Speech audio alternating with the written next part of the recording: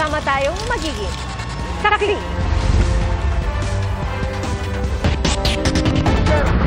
Sino po yan? Sino po? Ay, bawal po dito yung dumaan, sir. Emergency lang kami, PNP kami. Ayo, alam ko naman yan, sir. Huli ang convoy umano na hepe ng PNP na dumaan sa EDSA busway sa bahagi ng Ortigas. Sa eksklusibong video na nakuha ng GMA Integrated News, tinanong ng tauhan ng Special Action and Intelligence Committee for Transportation o SAIC kung sino ang sakay ng convoy. Sagot ng police, Chief PNP daw ang nasa sasakyan at dumaan sila sa busway dahil may emergency umano sila at papuntang Camp Crame. Hindi bumaba ang sakay ng convoy at hindi natikitan dahil umalis agad. Pero ayon sa SAIC, bumalik ang isa sa mga kasama sa convoy para magpatikit. Sinusubukan pa namin makuha ang panig ng nakaupong PNP Chief na si General Romel Marbil. Bistado ang isang iligal na mini-hospital sa isang condominium sa Parañaque. Ang dayuhang nagpapatakbo nito, nagbebenta rin umano ng hindi rehistradong gamot. Saksi, si Nico Wahe, exclusive. Pagpasok ng mga miyembro ng CIDG at Parañaque City Police sa unit na ito sa isang kondo sa Barangay Tambo, Parañaque City, sinalubong sila ng isang foreign national na tinatawag nilang Dr. Lee. Kusasa na, okay na. Siya ang target ng operasyon ng mga otoridad na nagbebenta umano ng mga hindi FDA-registered na mga gamot. Well, nagkaroon tayo ng information na merong nagbebenta rito ng mga gamot na hindi registered sa FDA. So kumuha tayo ng verification at certification sa FDA na itong mga gamot nga na nabili natin nung una ay walang approval at hindi rehistrado sa FDA. Pero hindi lang pagbebenta ng gamot ang ginagawa ng umano'y nagpakilalang doktor. Nag-ooperate rin ito ng mini-hospital sa mismong condo unit. Sa video ng operasyon ng CIDG, makikitang may ilang pasyente pang nagpapagamot sa kanya. Nakadextrose pa nga ang foreign national na ito. Put the cellphone down. Put the cellphone down. Put the cellphone down. Put the cellphone down. Put the cellphone down. Put the cellphone down. Ito yung living room ng condo unit na sinalakay ng CIDG dito sa Parañaque City. Ang laman niya, ito, 2 hospital bed at may iba't ibang mga gamot at medical supplies. Dito naman sa kwartong ito, makikita yung mga shelf na ang laman ay iba't ibang klase ng gamot at mga medical supply na ayon sa CIDG ay lahat hindi FDA approved. May isa pang kwarto na may isa pang hospital bed na ayon sa CIDG ay siyang nagiging operating room. Sa ngayon, alamin pa natin kung talagang ano ang lisensya ng mga to at ito ba ay may qualification talagang maging doktor. Nakikita natin dyan, may nababasa tayo, may mga suction pump, may mga forceps, maraming mga instruments na sa tingin natin ay ginagamit din talaga sa mga medyo critical or medyo sensitive na mga medical operations. Posibleng maharap sa reklamong paglabag sa Food and Drug Administration Act of 2009 at Medical Act of 1959 ang nagpakilalang doktor at assistant nito. Dadali naman ng CIDG sa ospital ang 2 pasyenteng naabutang nagpapagamot sa kanya. Kung konektado naman ito sa Pogo, wala tayong ganun pang tinitingnan. Pero ito kasi condominium na to, nakikita natin ito before na bahay ng mga nagtatrabaho or link sa Pogo ng mga personalidad. Mga Chinese lahat halos ang mga nakatira dito sa condo na ito. Para sa GMA Integrated News, ako si Nico Wahe, ang inyong saksi. Bago sa saksi, timbog sa Arayat, Pampanga ang 2 lalaking sangkot umano sa gun for hire. May baril. Sa bisa ng 3 warrant of arrest, naaresto ang isang suspect na lumabag umano sa usurpation of authority or official function o pagpapanggap bilang otoridad, illegal possession of firearms and ammunition, at possession of dangerous drugs. Naharap din siya at ang isa pang arestado sa paglabag sa Omnibus Election Code o gun ban. Nasamsam sa kanilang isang granada, 4 na baril, mga magazine at bala. Nakumpiska rin ang mga uniforme at ID ng PNP at AFP. Ayon sa PNP, bukod sa gun for hire, ay miyembro umano ang 2 na aresto ng isang kriminal na grupong sangkot din sa pangingikil. Isang patay sa pamamaril sa Tondo, Maynila. Huli ka mapaghabol ng mga suspect sa biktima. Saksi, si Jomer Apresto. Kumaripas ng takbo ang 40 anyos na biktima habang hinahabol ng 3 lalaki sa bahaging ito ng Tondo, Maynila madaling araw ng linggo. Ilang sandali pa, natagpuan siyang nakahandusay sa loob ng isang e-trike. Pinagbabaril na pala siya ng isa sa mga sospek. Ilang minuto bago ang pamamaril, nakunan pa ng CCTV ang mga sospek na nakatambay sa kanto. Maya-maya, may kinompronta sila. Ito na pala ang biktima na bumili noon ng pagkain sa karinderya. Nakatakbo pa ang biktima sa eskinita hanggang sa na-corner siya at pinagbabaril. Ayon sa isang opisyal ng barangay, hindi residente sa kanilang lugar ang biktima at ang mga sospek. Dayo po. Araw-araw iba-iba. Ano yan kasi, yung lugar na yan talagang tambayan talaga. Ng kahit sino. Sa madaling araw lang sila tumatambay. Binawian ng buhay ang biktima sa ospital kahapon ng umaga. Ang sabi lang, namimeke ng pera. Yung nabaril. Pinuntahan namin ang lugar kung saan sinasabing residente ang biktima. Pero sabi ng barangay roon, hindi ito taga roon. Madalang. Kasi yung pag may occasion, mga party-party, doon na siya lumalabas. Katulad like pesta. Tumanggi rin magbigay ng pahayag ang mga kamag-anak umano ng biktima. Tanggap naman nila yung nangyari. Patuloy ang investigasyon para matunton ng mga sospek at matukoy ang motibo sa pamamaril. Para sa GMA Integrated News, ako si Jomer Apresto, ang inyong saksi. Sumapok sa Center Island sa nagliyabang isang SUV sa Skyway. Nasawi ang driver at hindi na makilala sa tindi ng pagkakasunog. Saksi, si June Veneracion.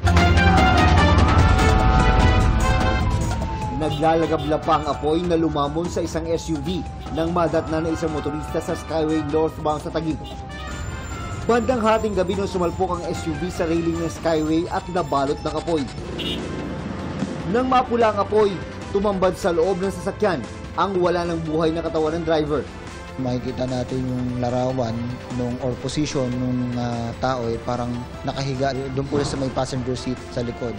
Beyond recognition, itong tao po na ito, even yung kanyang gender talaga hindi natin matukoy. Ito na lang ang natira sa na-aksidenteng sasakyan sa Skyway matapos itong matupok ng apoy. Base sa investigasyon ng PNP Highway Patrol Group, mabilis daw ang takbo ng driver bago ito sumalpok sa Center Island ng Skyway. Pagkatapos sumalpok sa Center Island, tumaob ang sasakyan at humampas sa mga railing.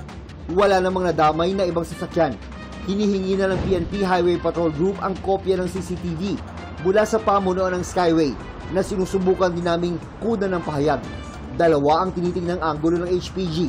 Una is yung mechanical error or factor na kung saan maaari dahil kung hindi natin mapapansin parang sa plate number ng sasakyan kung hindi tayo nagkakamali nasa mga model na 2000 yan 2001 or 2000. So baka maaari na matanda na yung sasakyan. Ikalawa naman dyan yung human error. Para sa GMA Integrated News, ako si June Veneracion, ang inyo saksi. Bago sa saksi, naharang ng Bureau of Customs sa NAIA malaking halaga ng cash na hindi inideklara ng pasaherong Pinoy na papunta sana sa Hong Kong. Nakuha mula sa kanyang hand-carry baggage ang halos 4 million Japanese yen, 20,000 euros at 8,500 Kuwaiti dinar. Katambos po yan na mahigit 4 na milyong piso. Sinimula na ng DOC na iya ang inquest proceedings laban sa pasahero, kaugnay sa patong-patong na reklamo kabilang na ang paglabag sa Anti-Money Laundering Act at Customs Modernization and Tariff Act. Wala pa siyang pahayag.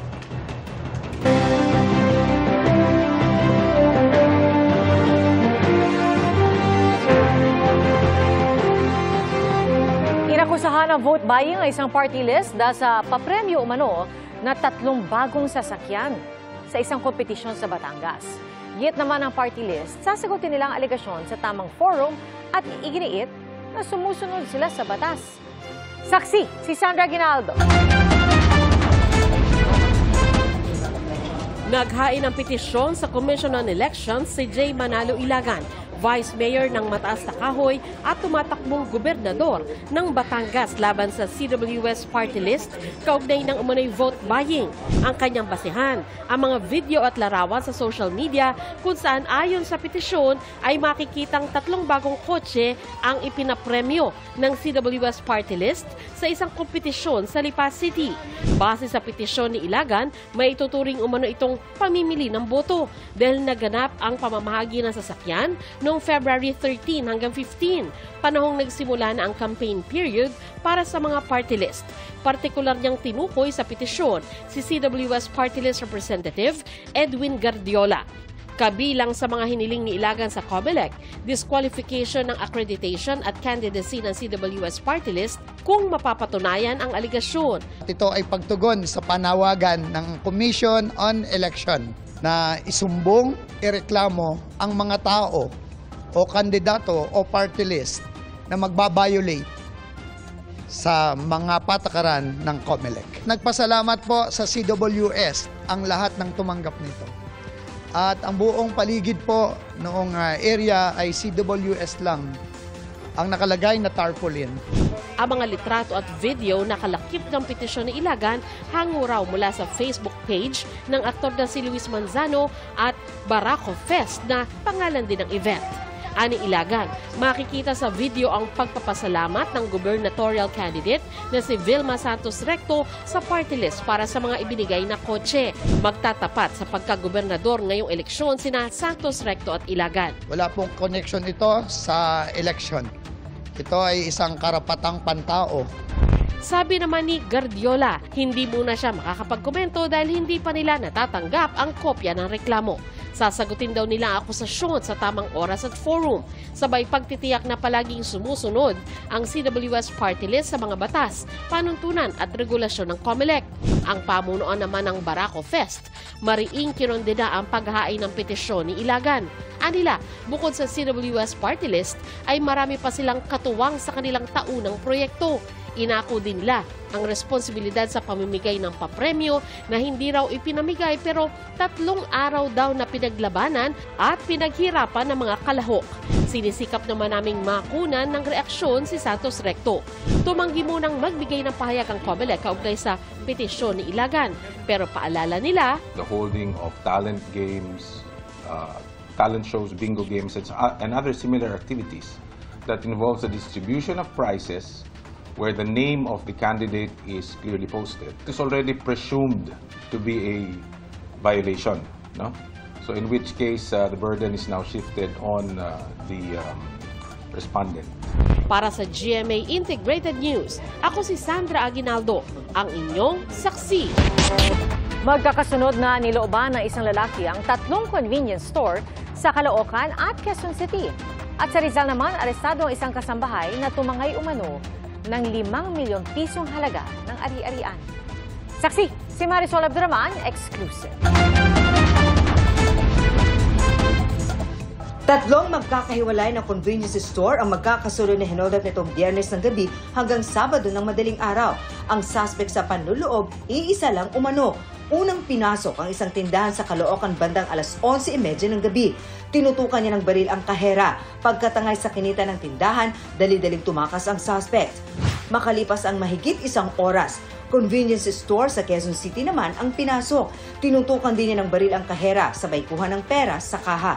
Mahigit 1 oras lang ulit ang pagitan nang puntiryahin naman ng suspect ang isa pang convenience store sa Caloocan.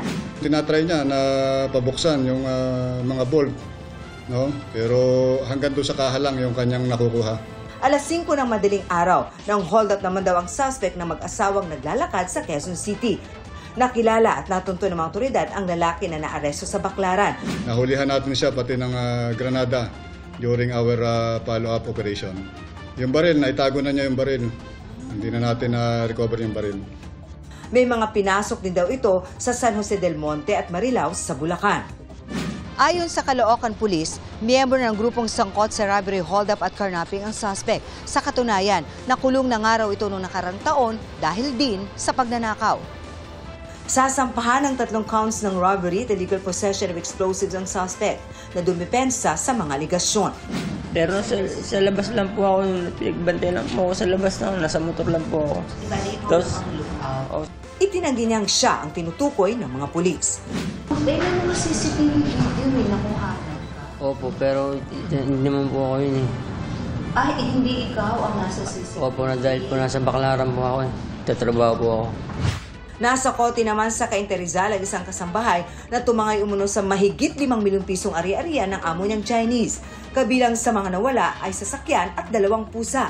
The house is very look like the Mercy because she is very heavy get the item and then go out. I feeling that is a very terrible thing because the nanny come my house only one day. How can she alone doing that thing by herself? That is a very professional scammer. Ayon sa pulisya, modus ng suspect na mag-apply na kasambahay at kapag pinagkakatiwalaan na ay saka nanakawan ang mga amo. Sa katunayan nga po, meron na po siyang warrant of arrest. Marami na po siyang biktima. Marami pong pupunta dito para itinuro siya. Itong dahilan sa kanya ay kailangan talaga niya yung pera kasi nga mahilig siya sa sugal. Mga Chinese umano ang karaniwang biktima ng suspect dahil nakakapagmandarin siya. Pero marami rin daw itong nabiktimang mga Pinoy. So I'm looking for a kasambahay para sa mama ko sana. And then may nag-message sa akin na interesado siya, nag-inquire. Kaya lang nasa Cagayan daw siya, malayo. So wala daw siyang pamasahe. And then after kong masend yun, nakita ko na lang saan, hindi ko na siya matawagan. Nagpapanggap rin daw ang suspect na ahente ng lupa na hihingi ng perang pangproseso ng mga papeles sa maglalaho. Ayon sa pulisya, nakatangay na ng mahigit 20 million pesos ang suspect na gumagamit daw ng iba't ibang pangalan at mga ID. Sinubukan ng GMA Integrated News na makuna ng pahayag ang suspect pero di siya tumugon. Para sa GMA Integrated News, ako si Marisol Abduraman, ang inyong saksi. Extended na oras ng MRT at LRT at pag-aayos ng sistema sa EDSA Bus Carousel.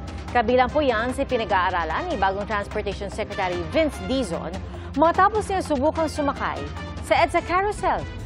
Saksi, si Joseph Moro. Nasubukan kahapon ni Transportation Secretary Vince Dizon ang pang-araw-araw na nararanasan ng mga commuter na magbiyahe. Sumakay siya ng EDSA Bus Carousel mula Ortigas hanggang Monumento mag-aalas 5 ng hapon. Alam ni Dizon kung gaano kahirap ang pagko-commute sa Pilipinas. It's really a very painful experience.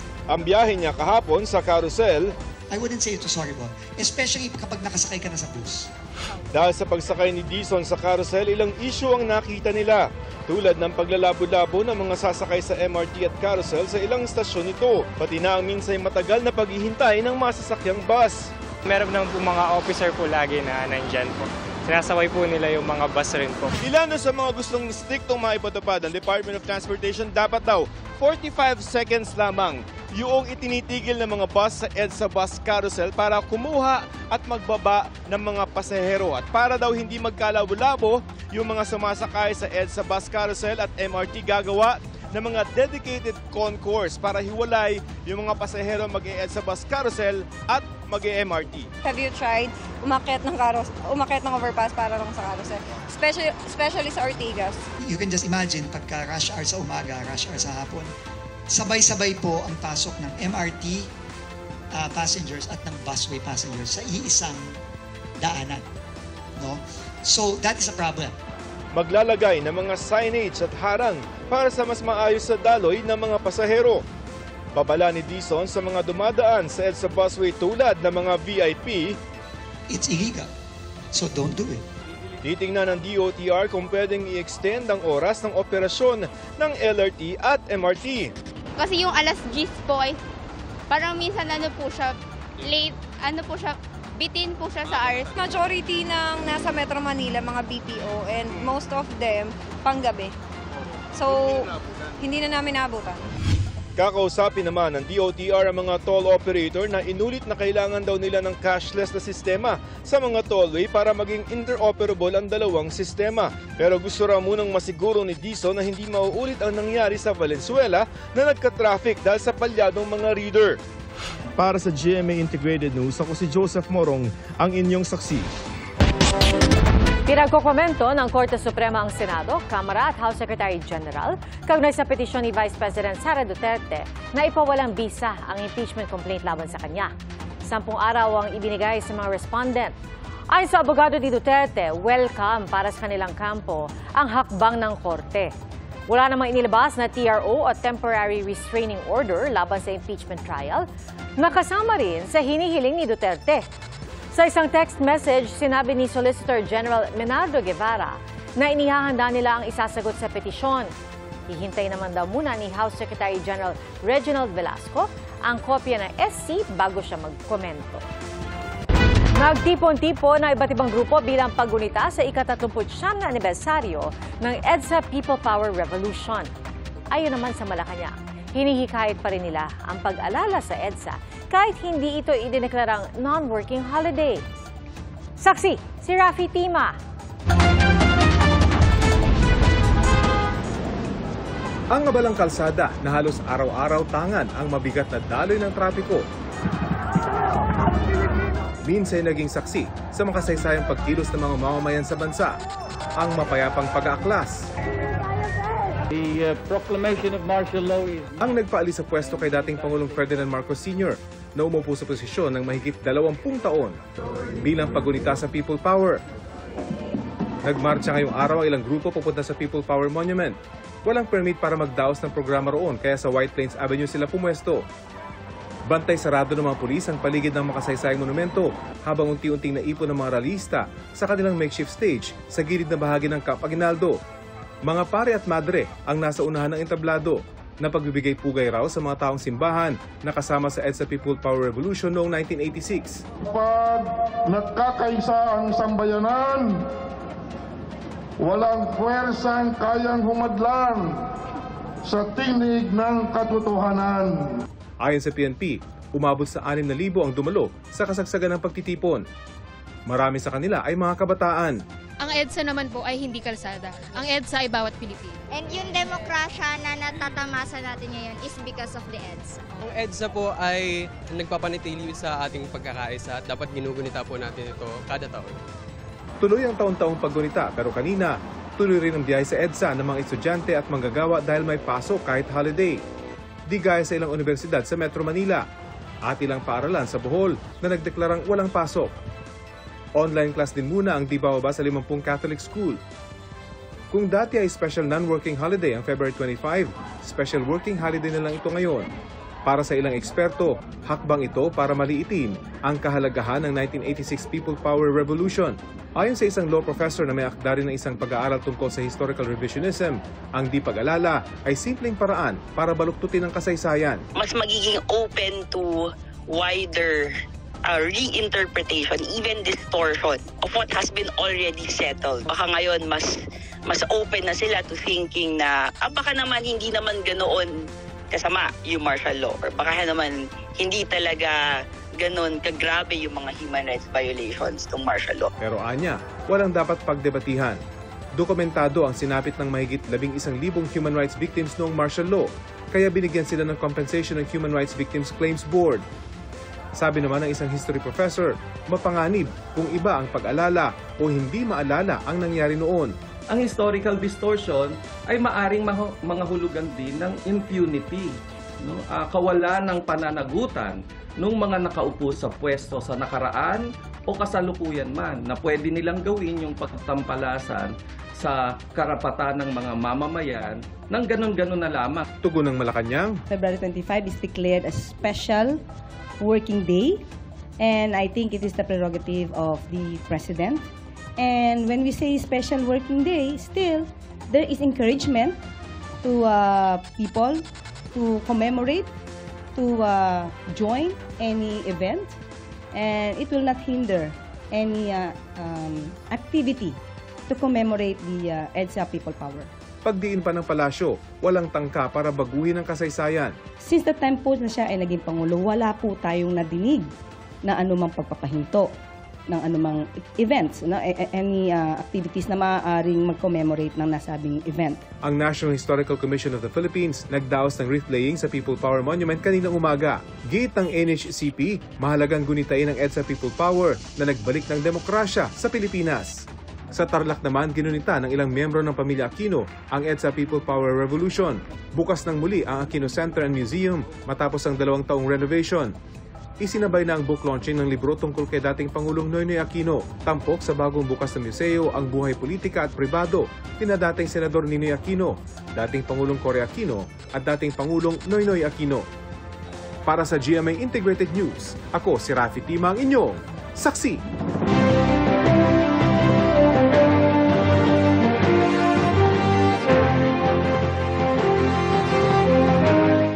Nag-ikot muli sa iba't ibang lugar ang mga kandidato sa pagkasenador para ihayag ang kanilang mga plataforma at advokasya. Saksi, si Tina Panganiban Perez. Sa Zambales, nakipagdialogo si Senadora Amy Marcos sa mango growers. Libreng pabahay ang isinulong ni Manny Pacquiao sa Laguna. Sa Makati, binigyang diin ni Kiko Pangilinan ang paglaban sa disinformation. Sa isang forum, idiniin ni Ariel Querubin ang pagpapalakas ng depensa ng bansa. Doon din isinulong ni Bonifacio Bosita ang kapakanan ng mga motorista at commuter. Habang idiniin doon ni Allen Capuyan ang halaga ng social justice. Pagpapahalaga sa kasaysayan ng isinulong ni Bam Aquino sa Tarlac City. Sa Bohol, ibinahagi ni Pia Cayetano ang advokasya niya sa sustainable development. Maayos sa paggamit ng social media ang panawagan ni Senador Bato de la Rosa sa Parañaque. Si Mimi Doringo dumalo sa pagtitipon ng mga estudyante ng PUP. Paglaban sa political dynasty ang idiniin ni Luke Espiritu sa Pasig City. Nasa parehong pagtitipon sa Pasig si Leody de Guzman. Pagprotekta sa demokrasya ang binigyang diin ni Senador Bongo sa pagtitipon sa Pasay. Patuloy naming sinusundan ang kampanya ng mga tumatakbong senador sa eleksyon 2025. Para sa GMA Integrated News, ako si Tina Panganiban Perez, ang inyong saksi. Critical pa rin pero may bagyang pagbuti sa lagay ni Pope Francis ayon sa Vatican. Hindi na raw nakababahala ang iniinda niyang mild kidney insufficiency. Ikalabindalawang araw na niya sa ospital, pinakamahabang pananatili niya roon mula na maging Santo Papa siya. Patuloy ang pagbuhos ng dasal para sa Santo Papa mula sa iba't ibang bansa.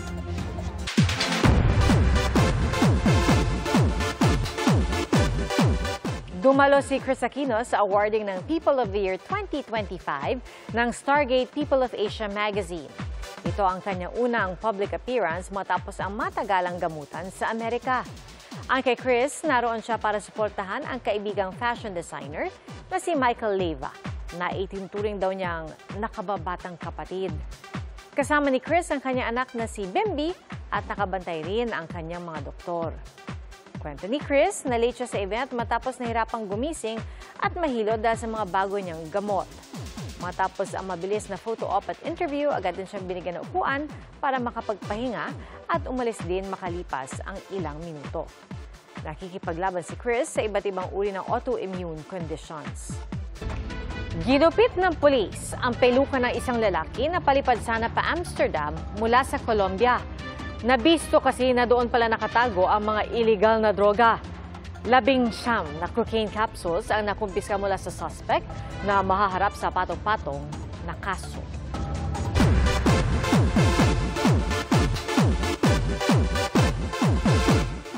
Matapos ang 11 taon, nagbabalik si G-Dragon sa kanyang full-length album. Sinabayan niya ng double drop ng mga music video.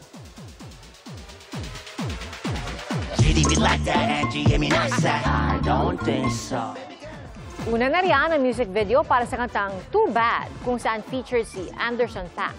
At naki-move and groove din sa MV ang aespa member na si Karina. Ibang-iba naman ang feels ng music video ng emotional ballad song na Drama, kung saan na-highlight ang vocals ni GD.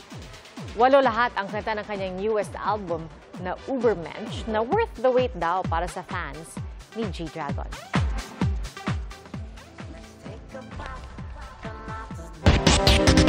Salamat po sa inyong pagsaksi. Ako si Pia Arcangel para sa mas malaking misyon at sa mas malawak na paglilingkod sa bayan. Mula sa GMA Integrated News, ang News Authority ng Filipino, hanggang bukas, sama-sama po tayong magiging saksi. Mga kapuso, maging una sa saksi. Mag-subscribe sa GMA Integrated News sa YouTube para sa iba't ibang balita.